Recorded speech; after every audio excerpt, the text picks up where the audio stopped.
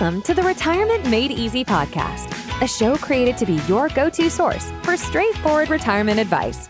Best of all, it is presented in a language that you can understand. Are you ready for some straight talk on retirement planning without all the fluff? Well, you found the right podcast. Here's your host, certified financial planner, Greg Gonzalez. Hey, welcome to another episode of the Retirement Made Easy podcast. I'm Greg Gonzalez. Hope everybody's doing well. Thanks for joining me again today. On today's episode, I wanted to kind of discuss or get you thinking about why the planning and the decisions that we make as far as retirement are so critical to get right. And the literally lifelong and generational impact that these decisions can have. And I think the inspiration behind this topic came from the past 2 weeks. I've just had some interesting conversations with people. And it's not only listeners of this podcast that are reaching out to me and looking for help with retirement planning, but also we have Retirement Made Easy TV show, and then just client conversations. We work with about 120 families in 20 states, the majority of which are in Illinois and Missouri, just because we're based out of St. Louis. But these conversations have really gotten me thinking more. And on today's episode, I just wanted to kind of discuss what a positive outcome should be. And isn't that everything that we're planning for, and everything we do and the decisions we make are all because we want a positive outcome. And we have to take retirement planning seriously. Like I said, it does have lifelong and even generational implications. And of course, these need to be taken seriously. And with a lot of people, I see that they don't plan on failing. They don't plan on having a unsuccessful retirement, but they fail to plan ahead of time. I think that's a crucial difference. And there are other people that say, no, this is something that is kind of a turning point, a transition. One of the biggest decisions we'll make is that transition into retirement. It's the biggest change. It's a new season of your life. And so many people that I run into, they want a plan in place, a game plan. They want to be prepared. They want to make sure they're taking all the necessary steps. And then there's other people that are kind of more, I guess, free-spirited, and they'll kind of just retire. They'll just one day decide to retire, and they will say, oh gosh, I'm sick of it, whatever they do for a living. And they say, I'm just going to hang it up and start living the good life, and we'll kind of see how it goes. And they'll actually retire without any formalized plan in place. They might kind of say, okay, this is what I live on every month. My Social Security will make up a bunch of that. And then the rest, I'll just start taking out of my 401k or nest egg, and we'll call it a day. That's all the planning that they do. And just me, and everybody's personality is different. Like, for example, when a car purchase, when I'm going to purchase a new vehicle, and I always buy used vehicles, and it's a vehicle that is recommended by my mechanic, who's actually, I would call him a friend. I trust the guy. I like the guy. He does good work. And whenever I need a new vehicle, I ask him, hey, if you were in my situation, we're looking for a vehicle 3 to 5 years old, what would you buy? What model, what make? And this is what I'm looking for. And then I just go find whatever he recommends. But I ask for professional advice, and I kind of do my research. I don't just buy the first one I find, and I definitely put some time into it, because that's, for me, a vehicle purchase is a bigger decision. However, there's other people that their car may have some problems, and they just decide, okay, I want a brand new one. I'm just going to go to the dealership the next day and buy a brand new one, get a loan for it, and call it a day. And now I'm driving this new vehicle, and it's not a big decision. They just kind of say, okay, literally they're in one car one day and a new car the next day. They didn't do a whole lot of research. They just kind of said, hey, I like the looks of that one. Seems to have pretty good reviews. Let's go for it. And everybody is different. We all come from different backgrounds. Some of us have saved more for retirement than others.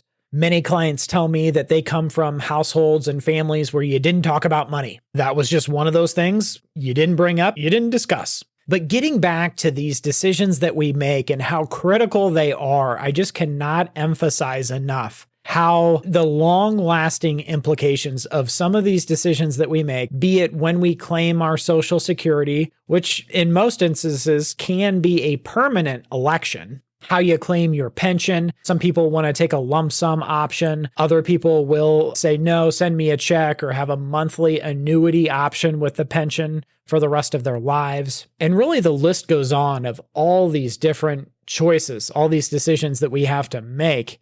And my biggest recommendation is, if you're working with a financial planner in those 5 years leading up to retirement, you want to have an annual, if not semi-annual, review meeting, kind of update session to update your retirement plan, make sure everything's on track. What are the decisions we need to make this year? What has changed since the last time we talked? And make that a habit every 6 months or 12 months. Having a strategy session is what we call it, because there are so many different things that need to be addressed prior to retiring. And it takes time. It takes planning. In my experience, the people that just try to wing retirement at the end and say, okay, I'm going to retire now by the end of the year, typically there's going to be some problem areas or some pitfalls, some gaps in their plan.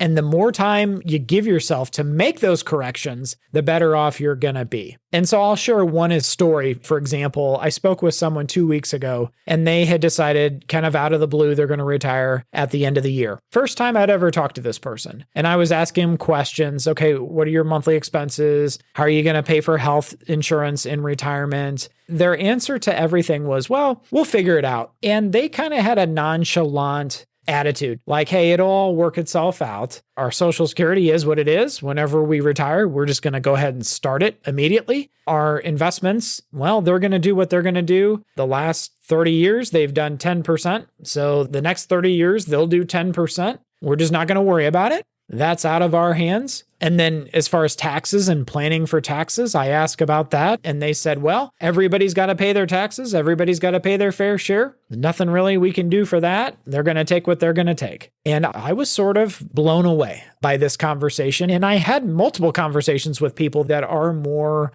like I said, just free-spirited. They're not really concerned about retirement and how things are going to end up 30 years from now and what the overall outcome of retirement's going to be. And to be honest, as I think about their situation and the possibilities of things that could go wrong, it gives me anxiety because they're unwilling to plan ahead and have a game plan in case things don't go exactly as they should. I tell people all the time, and we're proud of this, and this is the way it's going to be. If we do our jobs right, none of our retired clients have ever needed to go back to work for the income. Some of them have returned to work part-time because they wanted to stay busy and find purpose, and extra income doesn't hurt and they like doing the part-time work. None of our clients has ever had to go back to work because their retirement game plan didn't work out. And believe me, we work, especially in this economy and this market, to make sure that is always the case. There's no guarantee, of course, but we try our darndest to make sure that never happens. We don't want people when they're 82 years old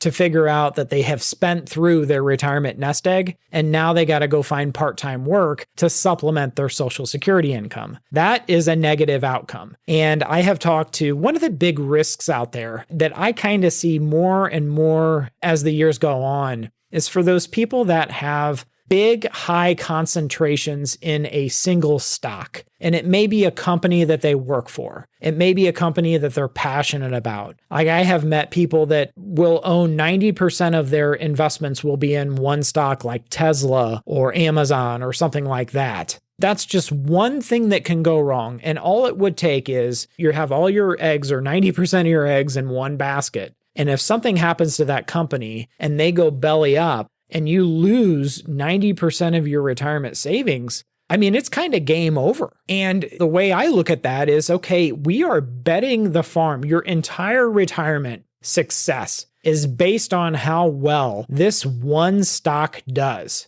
And there's a chance that it goes to zero, and there's a chance that it does very, very well. But why would we just bet everything on this one company? It just is, in my opinion, taking way, way too much risk. And I just see this over and over and over again. So in that scenario, what could you do? Well, you could sell out of that stock. And of course, it might be over time. This isn't a recommendation for everybody, but you might gradually get out of that position. And there might be capital gains taxes and all that stuff. You'll have to ask your planner. But at least you're reducing the risk that if something happened to that company and the stock went to zero or went way, way down and your investments plummeted, well, at least maybe you would be able to have a successful retirement with the rest of your portfolio that was diversified. So that is, again, that concentration, heavy concentration in one stock. A lot of times these people, maybe they had a bunch of stock options or restricted stock units through their employer. if it was a publicly traded company. And if our goal is a positive outcome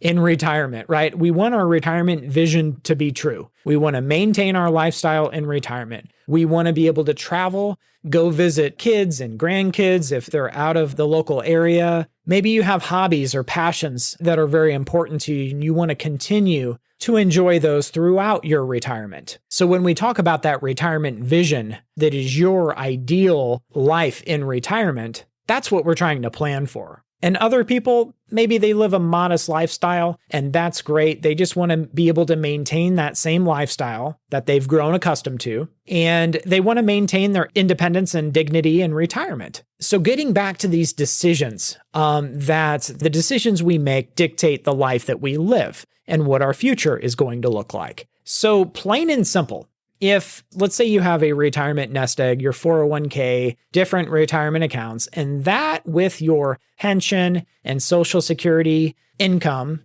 that is going to fund your retirement. So Social Security, well, that's kind of out of our hands. The only choices that we can kind of make is when and how we claim our benefits.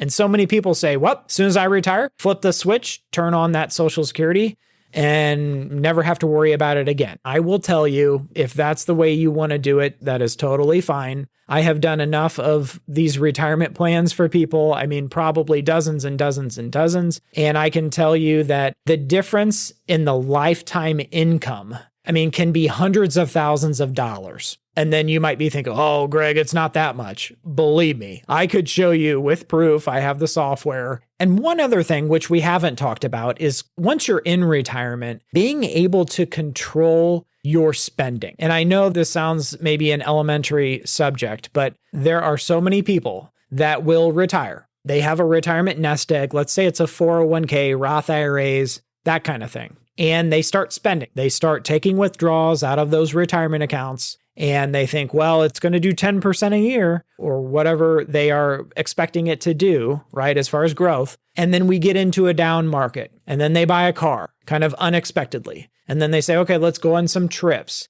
And there's no planning as far as their spending.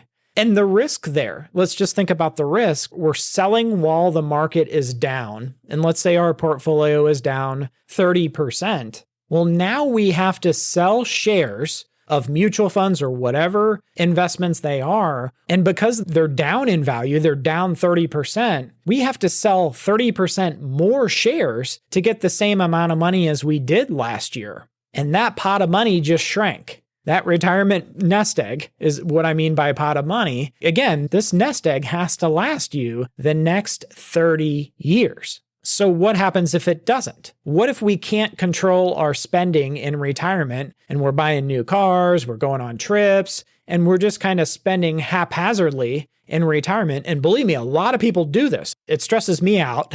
Not our clients. Our clients are nice people and they stick to the plan. But I'm saying there are a lot of people that just can't control their spending and can't stick to a budget in retirement. And the implications of this is they're going to spend through their retirement nest egg. And at some point, it's going to go down and down and down, and then it's depleted. And then they have to try to maintain their lifestyle on fixed income sources like Social Security and pensions, because those are lifetime income. And then maybe they have to go back to work because they need part-time income. The income that they were getting from their 401k and their retirement nest egg, they're not able to get anymore because there's a zero balance in their 401k, IRAs, Roth IRAs, right? There's no more money left. So they can do one of two things. They can go and get part-time job for part-time income, and then that kind of helps fill the gap, the void, or they can just fill up their credit cards. They can increase debt, right? They can pay and try to get by filling up credit cards or going into debt, like taking home equity loans and that kind of thing. And that right there is a recipe for disaster, absolute disaster. So overall, from this conversation today, I just wanted to stress there is a lot at stake here when it comes to retirement planning. And again, with my conversations with people, sometimes I am just blown away.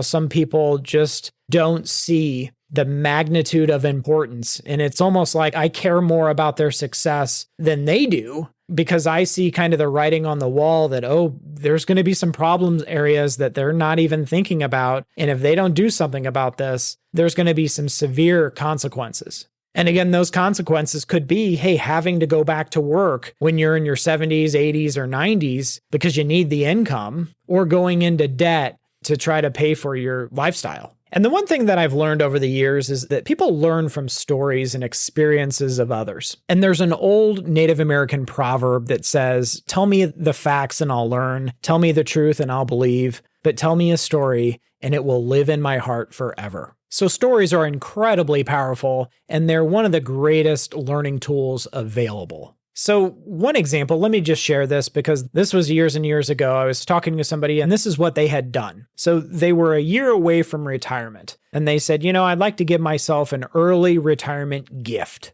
And I'm going to buy myself a luxury vehicle for $100,000. And this individual didn't have the money on hand, the cash on hand. So they cashed out $130,000 of their IRA. $30,000 went to federal and state taxes, and they had their $100,000 left to buy this new vehicle. So let's think about that just like holistically here. So that $130,000 that we took out of our IRA, not only is it not growing anymore because it's not in our IRA, it's not invested, it has purchased a depreciating asset, because the more you drive that luxury vehicle, the more it goes down and down and down in value. And the other mistake that we made was, we could have done the same thing, but waited until we were retired the next year and we were in a lower tax environment and lower tax rates, and we could have saved ourselves, let's just say half of our tax bill. We could have gone from $30,000 of taxes down to $15,000 of taxes if we would have been patient and waited until taking that withdrawal until after we retired. So this purchase actually cost us not only $15,000 of extra taxes because we needed to have the vehicle before we retired, but also all of the growth over the next 30 years by not purchasing that vehicle. Think of what that $130,000 could have turned into with growth over the years. And as a bigger picture, we have $130,000 less in our retirement nest egg because we withdrew that from our IRA. And therefore, the income that nest egg will produce in retirement, let's just say you were spending your dividends and that was 4%. Let's just say, again, this is hypothetical here, that's $433 a month that you won't get in retirement now, or $5,200 a year gross income that you won't have now in retirement for the next 30 years. So it's decisions like this that can have monumental implications for the rest of your life. Here's another example. Here in St. Louis, there are a couple of universities that a lot of people know, St. Louis University and Washington University. And being here in St. Louis, my company's called St. Louis Retirement Advisors. A lot of people are referred to us or find us that want help with retirement planning. So a lot of these people, they contribute to their 403B, which is like a 401k for nonprofits,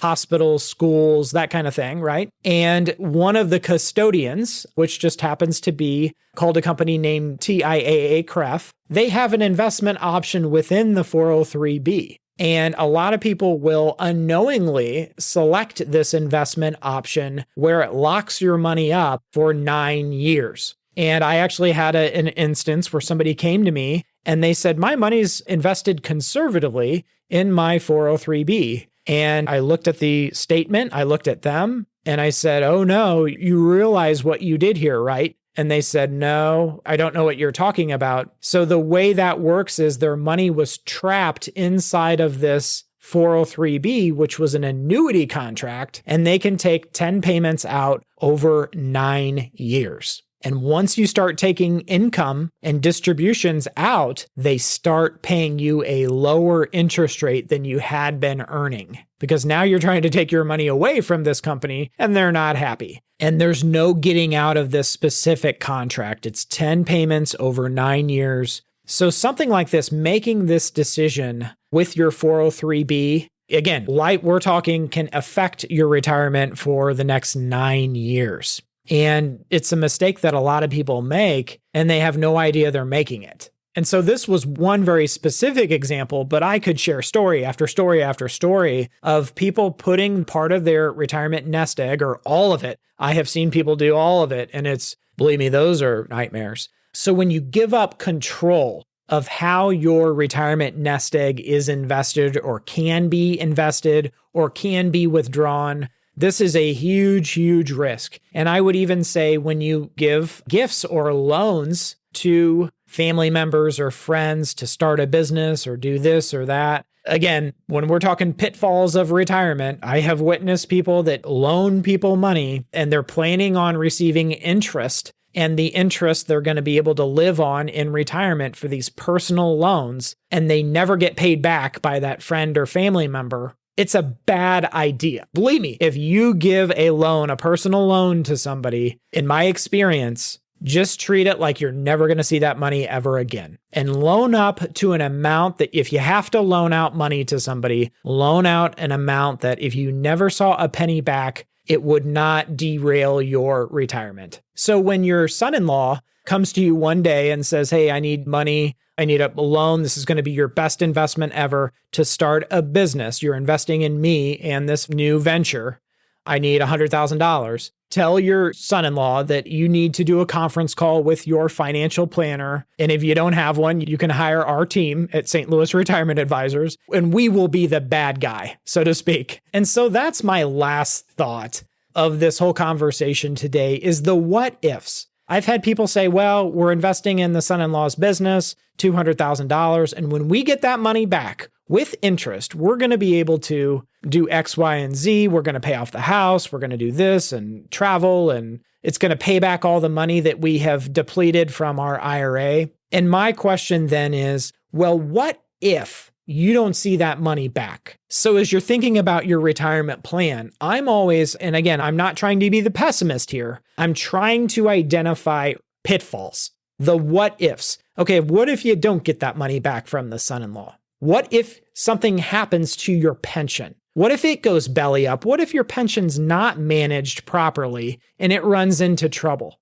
What's that going to do to your retirement lifestyle? What if we run into 3 years where the stock market and your investments are down 3 consecutive years, like boom, boom, boom, 2000, 2001, 2002. That was the tech crash, the tech bubble. And I know that was 20 years ago, but people have already forgotten. What if inflation doesn't go down and our costs keep going up and up and up? Insurance goes up, our grocery bill goes up, the cost of traveling, our flights, staying at a hotel, eating out. What if it goes up 5% and we were thinking, oh, it was going to be 0 to 2% average? What if our company stock, which we had so much faith in, it starts to go south and the stock price goes down and down and down and down? Then what do we do? I've had other people say to me, well, build my retirement plan with the expectation that I get a $500,000 inheritance in 10 years. And I won't do it. I won't do it because what if that inheritance isn't there? What if mom or dad changes their estate plans? Or what if that money gets spent paying for mom and dad's long-term care and it's gone? There is no inheritance. So hopefully this episode has gotten you thinking of the things that could potentially go wrong, and then kind of fast forwarding and saying, okay, if those fell apart, if those different things that we were planning on to be successful fell apart and slipped through our fingertips, what is the overall implication and how's that going to impact our retirement for the next 30 years? Because things don't always go as planned. Even us as planners, we like to plan ahead, but we don't know what the tax rates are going to be in the future. We don't know what our investment portfolio is going to be worth. Heck, a lot of our clients, they don't know whether they're going to be living in their current house for the next 30 years or if they're going to want to downsize at some point or move closer to family. But what we can do is look at all of the unknowns, all the unknown factors, and try to reduce the risk by all means necessary. So I hope this episode has been helpful. If you have questions or want to check out more resources, visit my website, retirementmadeeasypodcast.com. You can send me a question. You can sign up for a retirement coaching session, and you can download our free resources there on the website. I'll see everybody next time, and remember, always dream big. The opinions voiced in this material are for general information only and are not intended to provide specific advice or recommendations for any individual. To determine which investments may be appropriate for you, please consult your attorney, tax advisor, or financial advisor prior to investing. This is a hypothetical example and is not representative of any specific investment. Your results may vary. All performance referenced is historical and is no guarantee of future results. All indices mentioned are unmanaged and may not be invested into directly. The SmartVestor program is a directory of investment professionals. Neither Dave Ramsey nor SmartVestor are affiliates of St. Louis Retirement Advisors or LPL Financial. There is no guarantee that a diversified portfolio will enhance overall returns or outperform a non-diversified portfolio. Diversification does not protect against market risk. All investing involves risk, including loss of principal. No strategy assures success or protects against loss. Securities and advisory services offered through LPL Financial, a registered investment advisor, member FINRA, SIPC. Thank you for listening to the show today. Check us out at our website, retirementmadeeasypodcast.com. And if you want some help from Greg, submit your questions at the bottom of the page or sign up for a 30-minute retirement coaching session with Greg. We'll see you next week.